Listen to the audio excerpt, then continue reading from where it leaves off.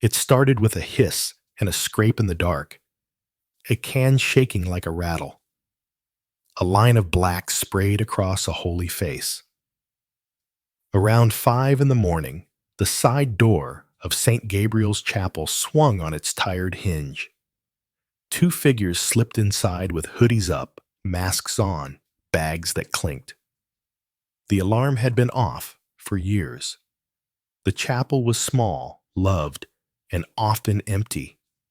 The only sound was the drip of rain from the eaves and the tinny rattle of paint. The Virgin Mary looked down from her canvas above the side altar, 2 meters tall, in an oak frame cut by hand 2 centuries ago. Her cloak was blue, deep as a lake in winter. Her eyes were lowered, gentle, the way a mother looks at a child who has fallen. Her hands were open, palms forward, as if to say, "Come closer, I will listen." Sailors once gave this painting to the church after surviving a storm. That story sat in the dust like a quiet promise. The can hissed again. A fat slash of red crossed her robe.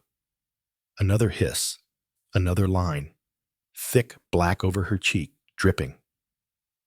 The taller figure sprayed letters in a rush, harsh and jagged, straight through the halo. The smaller figure laughed once. A stray jet hit the brass candlesticks and ran like dark tears. In minutes, the painting was a field of noise. Colors shouted over colors. The air burned with the sharp smell of solvent. They left as fast as they came, boots squeaking on old tiles, the door whispering shut. For a breath, the building was quiet again. Then the first parishioner arrived to light a candle before work. She dropped her keys. The sound cracked the silence like ice. When her voice returned, it was a raw cry that filled the nave and rushed outside. People ran. Phones rose. Some froze under the arch and could not come closer. Others sank to their knees. An old man with a stick reached the rail and pressed his hand to his heart. A child hid behind her mother. The priest came in at a half run, hair uncombed, jacket over a shirt with no collar. He stopped at the first pew, then went forward slowly, one hand out, like he was walking into water. "Who would do this?" someone asked. "Why here?" another said. No one had an answer. The paint was still wet. It shone under the low lights. Drops fell to the marble like rain. The words were hard and cruel. A young man reached to wipe a drip, and the priest caught his arm. "Don't," he said, soft but firm. "Not like this. We must do this right." The police came with quiet voices. They took photos.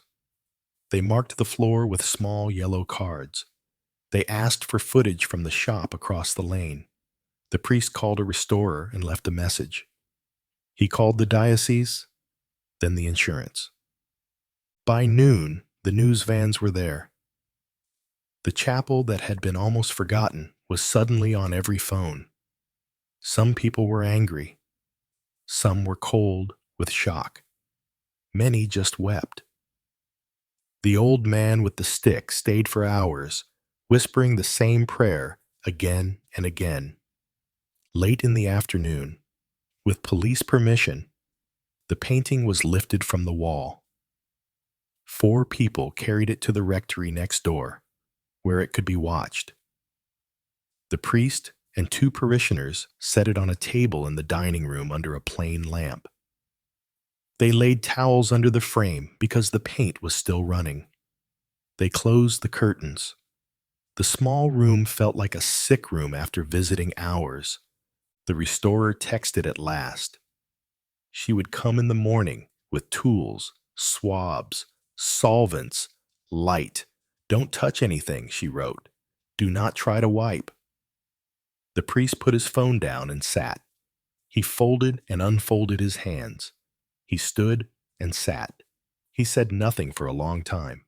Then the smell began. It was faint at first, a soft thread through the harsh stink of spray paint. Sweet, clean, familiar. Roses. The priest checked the room. No flowers. The bin was empty. The window was shut. He looked at the canvas. In one place, a small crescent near the edge of the halo. The red seemed thin, almost transparent, as if something beneath it pushed back. He leaned closer, but did not touch. "Do you see that?" he asked. "I do," said the woman beside him. "It looks lighter there." They called 2 more people in from the hall.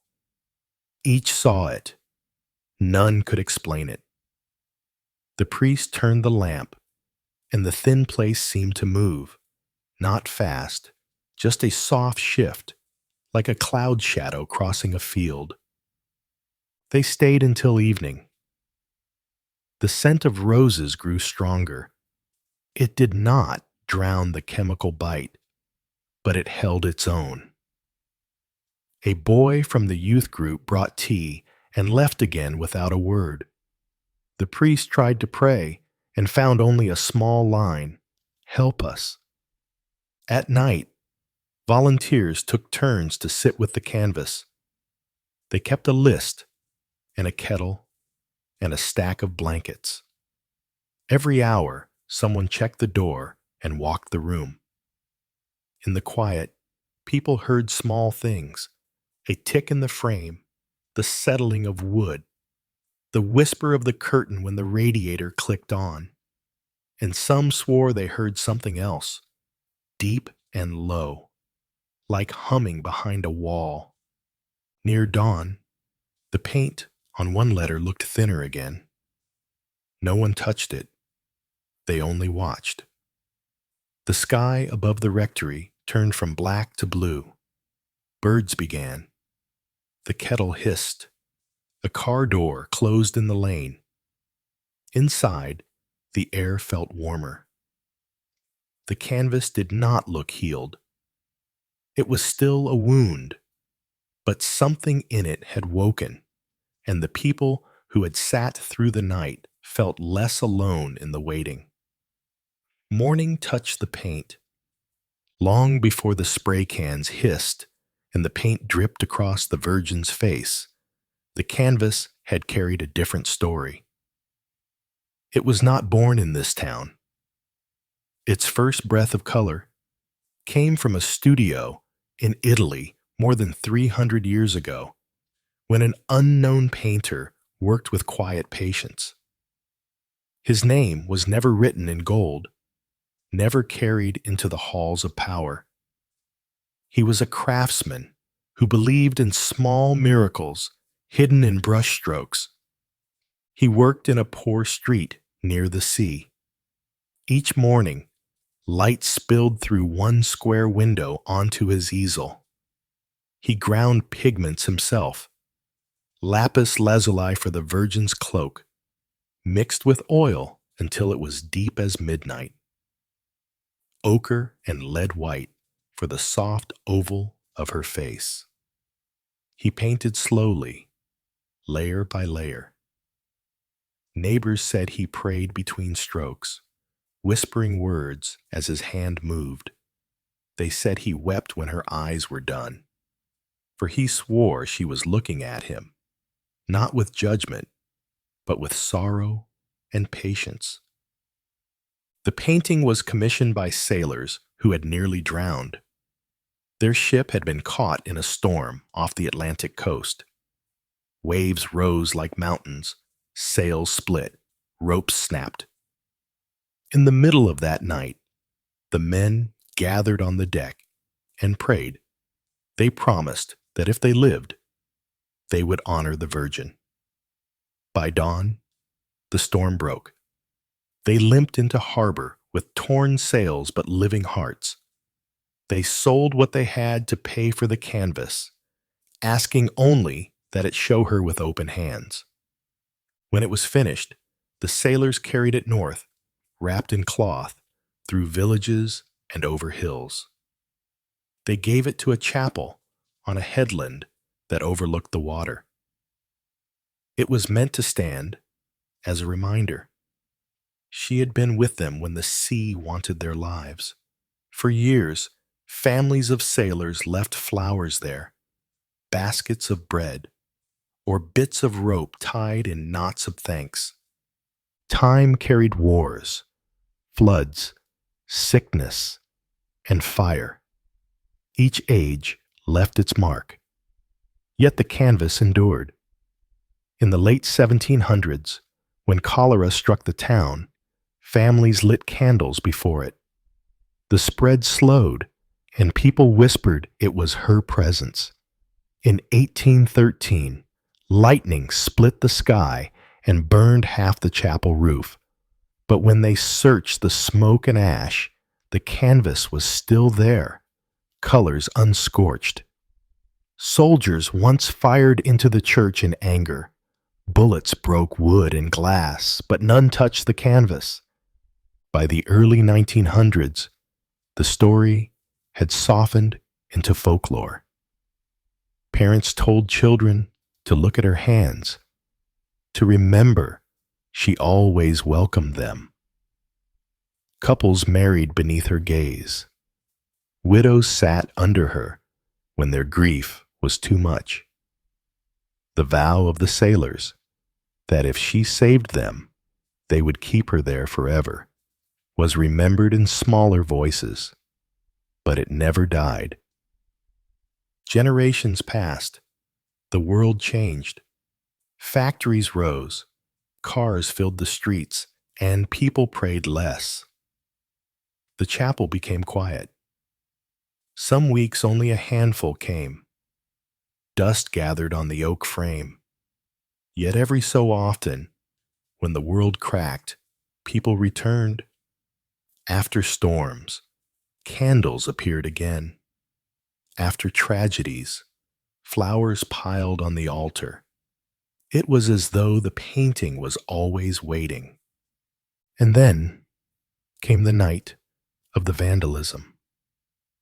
In the rectory, as parishioners kept their watch, those old stories returned to life. The old man with the stick told how his grandmother had sworn the Virgin's eyes followed her when she prayed for bread. A middle-aged woman whispered how her mother had once walked out of the chapel, certain the cloak had glowed. A firefighter, who had battled the blaze in the 1800s lightning strike, had told his grandson, everything burned but her. Those memories, once fragile, were carried into the present as comfort. In the morning, the restorer arrived with her case of tools. She was calm, professional, her gloves white, her brushes fine. She tested the edges with swabs, lifting tiny curls of spray paint. She explained solvents, layers, the science of color. But as she worked, the volunteers noticed something strange. The harsh black letters seemed easier to lift than expected. The paint thinned quicker than it should. Underneath, the old colors looked brighter, as though they had not aged at all. By noon, one corner of the Virgin's robe was visible. The blue was rich, deeper than any photo had ever shown. The restorer paused, puzzled. "This pigment should be duller by now," she murmured. "It looks renewed." The people watching said nothing, only breathed. The priest leaned closer. In one fold of the cloak, under the thinning graffiti, faint lines appeared. At first they looked like brush strokes, but slowly they curved into letters. Latin. Old script. Thin but clear. The restorer frowned. "This wasn't recorded," she said. "No one mentioned words." The parishioners exchanged glances. Some crossed themselves. Others leaned closer, whispering. The letters were small, but they formed clearly as more of the spray paint was lifted. By late afternoon, a word had emerged in full. Noli. The restorer sat back, her gloves resting in her lap. It means, do not, she said quietly. It must be part of a phrase. The volunteers murmured. The old stories came back again. The vow, the promises, the moments when the canvas had stood untouched. Do not be afraid, one woman whispered, remembering words her grandmother had once said. Evening came. The lamp glowed in the rectory room. The smell of roses filled the air again, soft and steady. Outside, people gathered in the garden with candles, waiting. The word on the canvas seemed to shimmer faintly in the light, though no one touched it. The priest whispered, perhaps this was always here, waiting for us to see. The restorer said, I've uncovered many paintings. I've never seen something like this. The crowd outside sang softly, voices carrying through the thin curtains. Inside, the Virgin gazed down, her cloak opening, her hands still raised. The letters beneath the vandalism whispered from another age, and the watchers, tired but unblinking, felt they were not only seeing paint, they were seeing a message break through the noise. The next morning, the hall outside the rectory was already full. People stood shoulder to shoulder, waiting for their turn to see the canvas again. Some carried flowers, some brought candles, others only stood with folded hands. The air hummed with quiet talk, but when the door opened, the sound thinned to silence. Inside, the Virgin still looked out from the canvas, her cloak slowly clearing of the black marks that had hidden her. And there, beneath the spray paint, the faint letters shone more clearly in the daylight. The restorer returned early, her case in hand. She set up her brushes, her swabs, her lights. As she leaned over the painting, the room grew still. Each touch of solvent lifted more of the harsh red and black. Each careful wipe revealed older color, untouched and bright. Slowly, another line of letters emerged under the fold of the robe. Timid voices read them aloud as the strokes appeared. First Noli, then Timere. The priest's lips moved before the word was finished. Do not be afraid. His voice cracked. The restorer sat back, staring. These letters were painted in the original layer, she said. They are not new. They were hidden beneath grime for centuries. The spray paint forced us to uncover them. The crowd in the hall outside grew restless, whispering prayers as word spread. Volunteers opened the door wider so people could see. Many gasped. Some covered their mouths. Others fell to their knees. The phrase glowed in the folds of the Virgin's cloak, delicate and sure, Latin written in a hand that still looked steady after 300 years. Through the day, the message spread. Phones captured it. News stations broadcast it. Papers ran the headline, hidden words found in desecrated Virgin Mary painting. Experts tried to explain. They said some artists embedded prayers or phrases in their work, that layers of varnish and smoke could have hidden them until now. But the timing, the vandalism, the solvents, the sudden revelation was harder to explain away. By afternoon, The crowd spilled into the street. Police guided traffic around them, but no one argued. Shopkeepers closed early and brought food to those waiting. Parents lifted children onto their shoulders so they could glimpse the canvas through the doorway. The old man with the stick came again and stood for hours, eyes wet, whispering the words again and again. Do not be afraid. Inside, the atmosphere deepened. The fragrance of roses returned, stronger than before. It clung to the air, to coats and hands. A candle placed near the frame burned with a tall, steady flame, though drafts moved through the open door. People spoke of peace, of a weight lifted. Some said they heard faint music under the hum of the crowd, though no instruments played.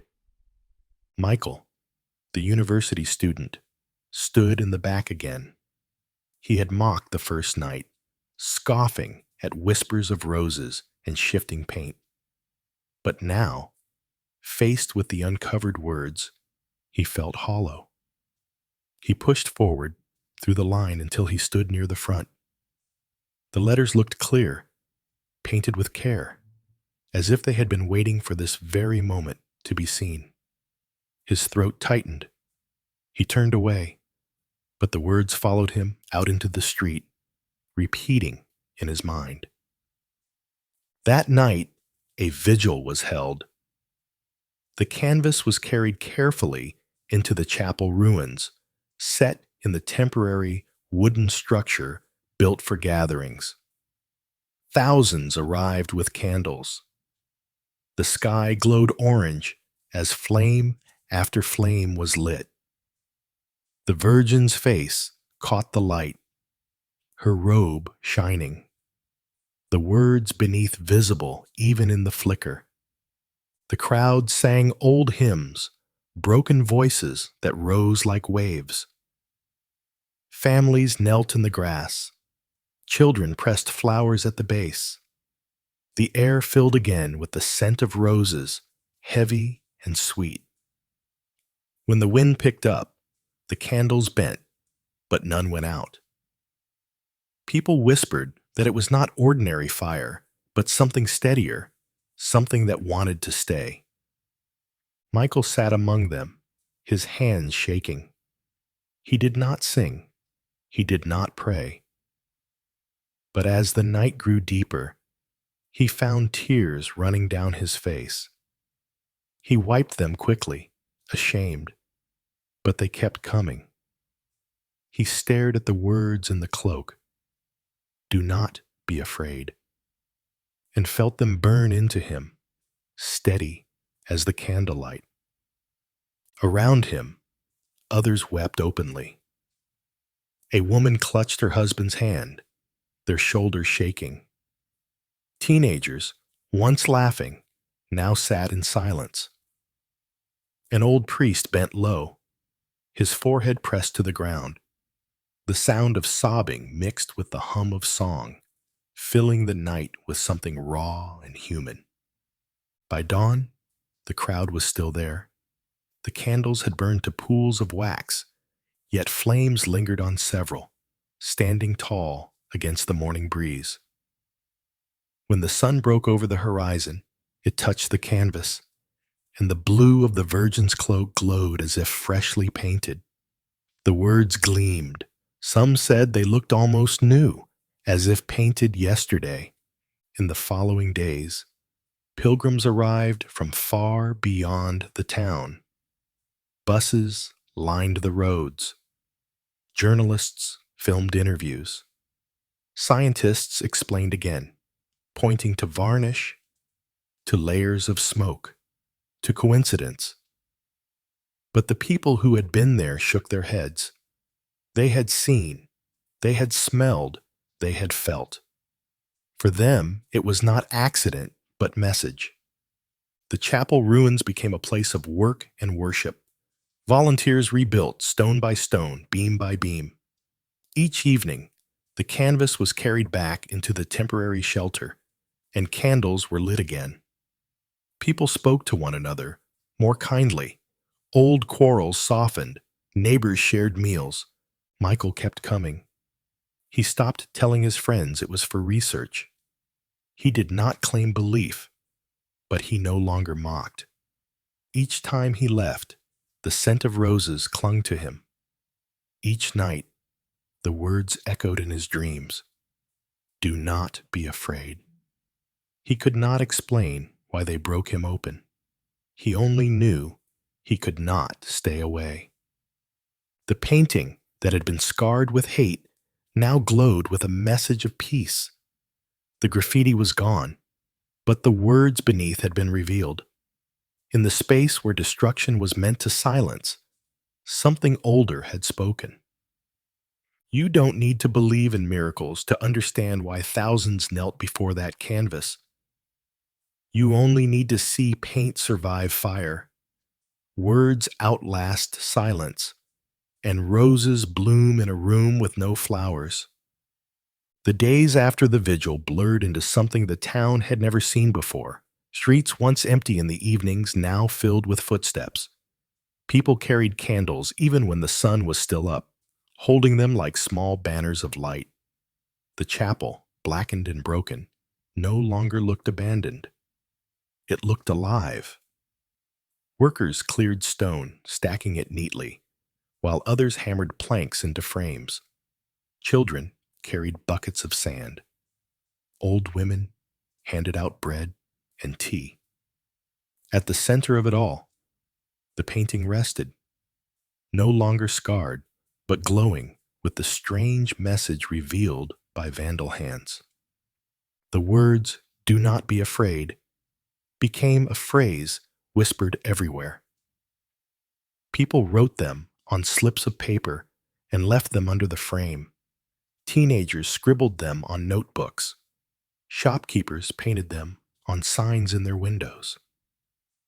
For some, it was only comfort. For others, a call to change. Either way, the words were alive in the mouths of the people. Visitors came from far away. Cars lined the edge of town. Buses pulled up daily.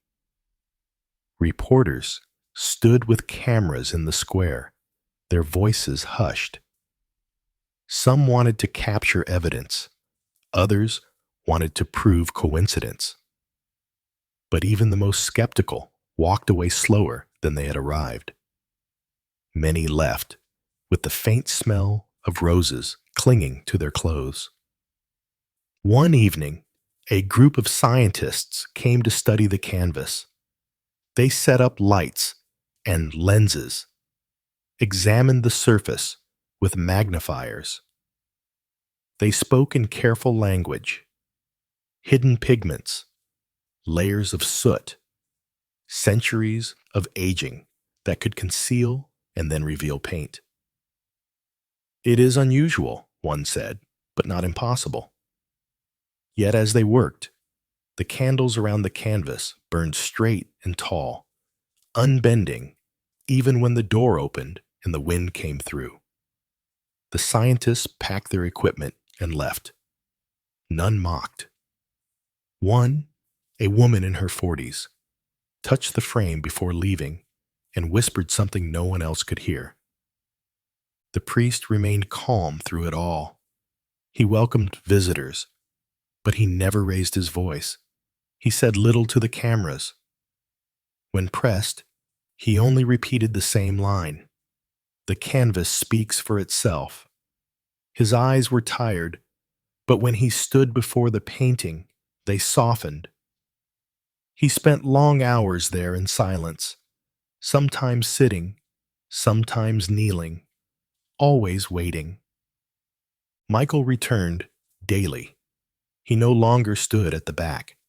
He found a place near the front, sometimes kneeling, sometimes simply staring. His friends noticed he had grown quieter.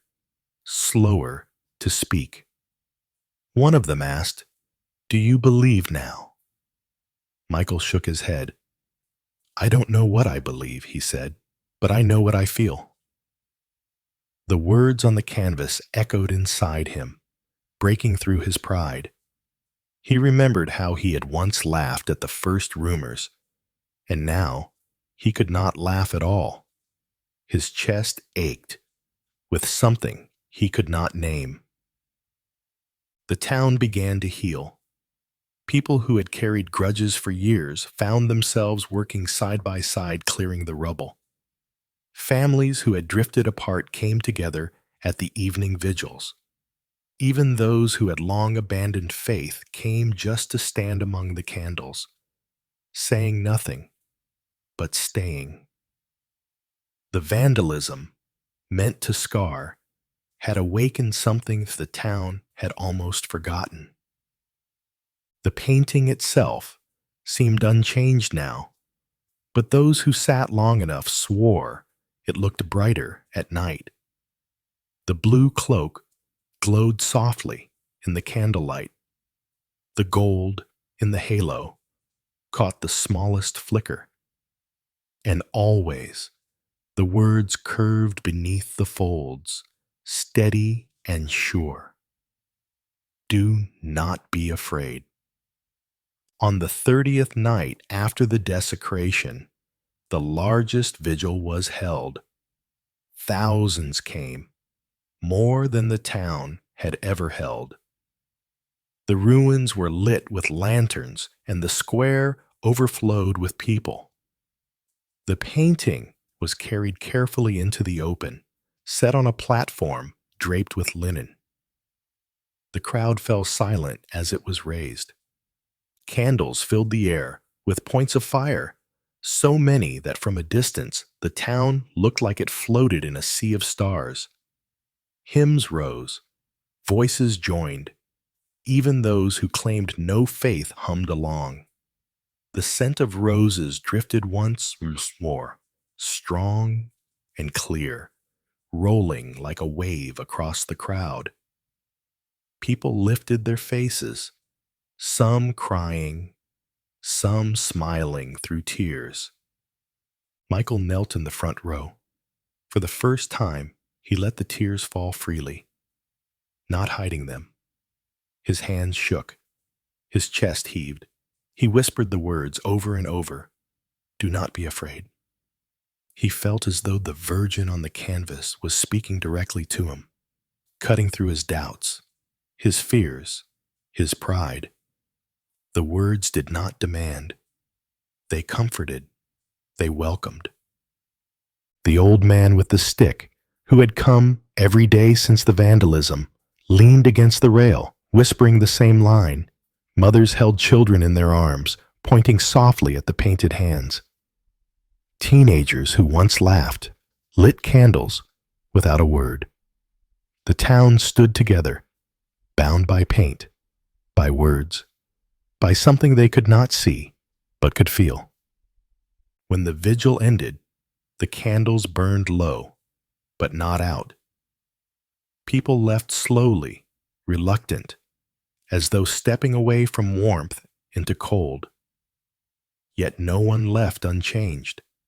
In their eyes was the same quiet light. In the weeks that followed, work on rebuilding the chapel grew. Donations poured in. Builders came from nearby towns. Volunteers cleared rubble by hand.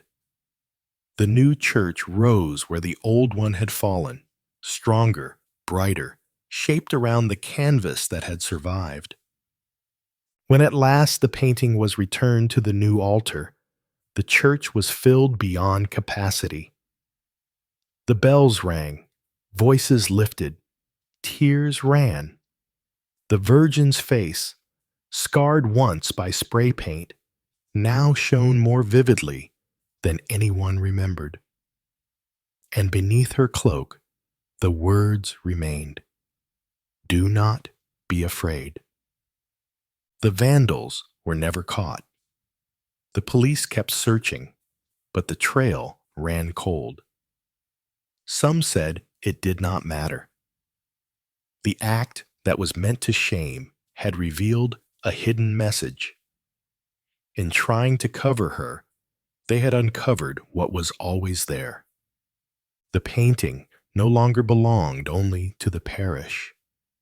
It belonged to everyone who had knelt before it, who had smelled roses in the air, who had seen candles burn steady in the wind.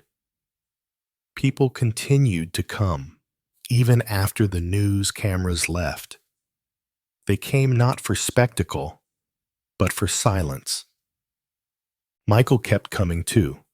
He no longer asked questions, no longer mocked. He sat quietly, sometimes with tears, sometimes only with a small smile. When asked again if he believed, he answered softly, "I don't know what to call it, but I know I am not afraid anymore." And that perhaps was the true miracle. You do not need to believe in miracles to understand why a vandalized painting became a message of peace. You only need to stand in that chapel, to breathe the roses, to see the words shine, and to know that even in hate, something greater can speak.